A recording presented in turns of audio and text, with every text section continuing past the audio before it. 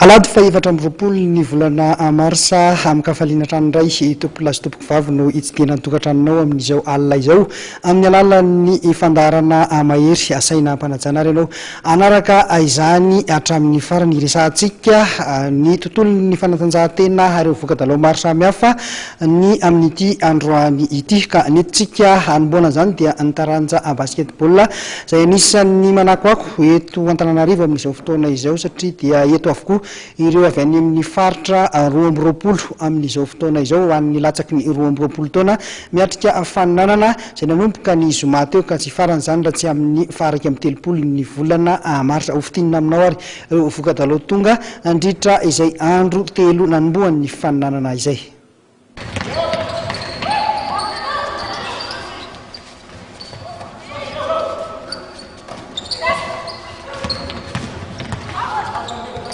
Nanomboka ny zoma teo ho tetsy amin'ny lapan'ny kolontsaina sy ny fanatanjahantena mahamasina ny fiadiana ny tompon-dakan'i Madagasikara eo amin'ny taranja basketball latsaky ny 20 taona ilay antsoina hoe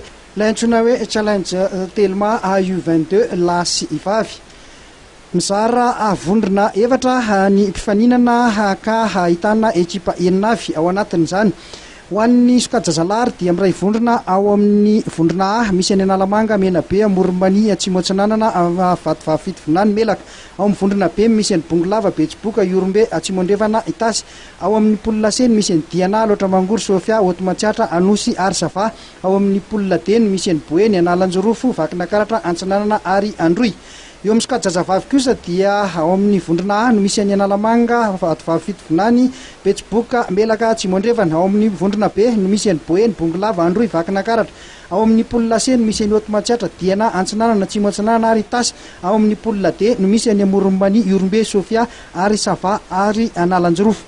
Toy izao ary ny vokatra aloha tonga eto ampelantanana nandritra izay andro telo izay. Eo amin'ny sokajy izazavavy dia Isava niondrika teo anatrehany Iorombe tamin'ny 17 teo amin'ny fiaonana Amoronmany sy Sofia kosa dia Amoronmany no nivoaka nandresy 17 no 4 fiaonana teo amin'ny Analamanga sy Betsiboka dia nandresy mazava ny avy eto Analamanga 20 sy ny 4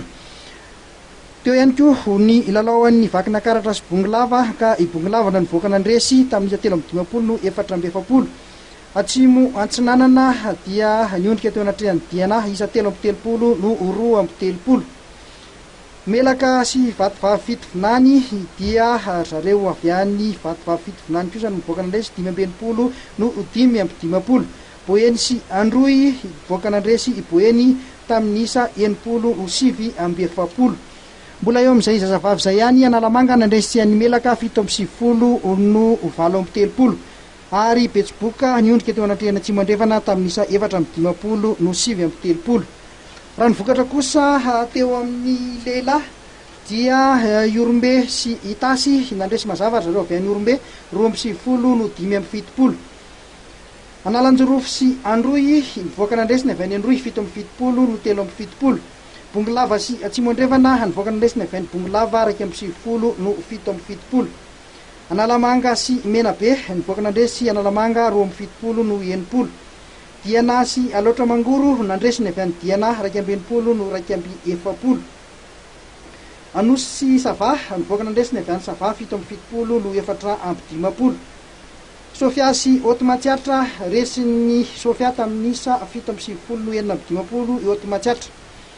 Vatovavy Fitovonany sy Melaka nandresy ny avy any V7V tamin'ny isa 17 no 7 mbola eo amin'izay vokatra amin'ny lehilahy izay ihany Vakina Karatra nampondrika ny Androy tamin'ny isa 7 no 5 Isava niondrika teo anatrehany Diana tamin'ny isa 20 no 7 mbola mitoy moa ity fifaninanana ity amin'izao ka hatramin'ny 13 ny volana marsa no anatanterahana ny lalao famaranana.